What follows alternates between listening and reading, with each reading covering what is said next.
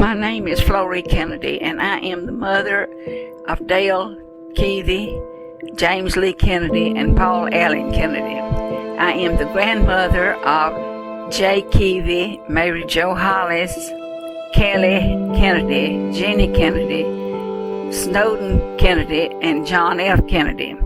I am the great-grandmother of Daniel Kennedy, Clara Kennedy, Joshua Kennedy, Riley Hollis, Rachel Hollis, Jessie Keevy, and Emma Keevy.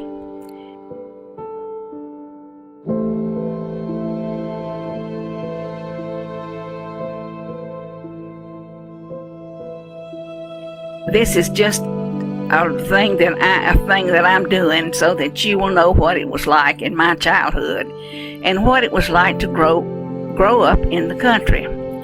The first thing I want to tell you about this is we were very civilized even though we lived in the country. We had linen tablecloths, we had linen napkins on Sunday, the days that we had company and so forth. We always had real plates and knives and forks and spoons and all of that. We did not have the conveniences of electricity. And because of that, we were not able to have lights, electric lights. We did have lights, though. We had lamps, oil lamps. They called them oil lamps. And then we had a lamp that was called a Rio lamp. And that had a thing that was called a mantle in it. And it produced a real big light, something like about 75 or 100 watts. We were able to read by those lights and so forth. The next thing we did not have was an indoor bathroom. Now we bathed. I want you to know that we did not go around smelling. We had pans. We could take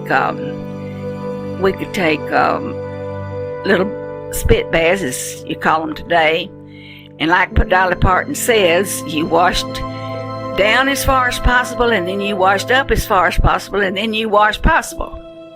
So we got pretty clean that way. Now, once in a while, we would have those big tubs, and they would fill those with warm water, and we would have a bath in those. We got our warm water from the warming tank that was on the side of our stove, and it was heated. And we kept that full, so we'd always have hot water for dishes and things that needed to be washed in hot water, and also for our baths.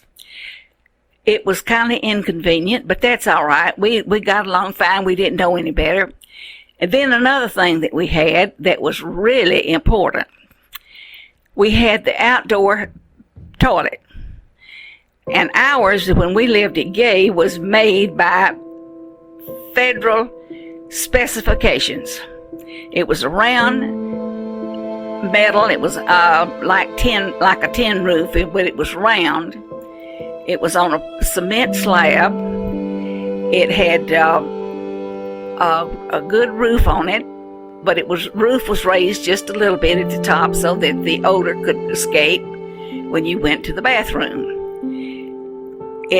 When it was cold and when it was nighttime, we had things that we called slop jars, and we would do our business in that, and it would be carried out the next morning. So we didn't suffer too bad about that. And the heat that we had was always wood stove or a fireplace or whatever was convenient, and we burned wood. Now, you've never eaten anything like you could eat on a good wood stove that cooked things. You could cook string beans. They had a little pot that would sit down. The eye would sit. You could take the eye off and just put the pot right on the fire, and it cooked so good. And we had biscuits and ham and eggs and every kind of vegetable that you could think of. We had fried chicken. We had cornbread. We had biscuits. We had just a lot of plenty of food. There was never any doubt about that.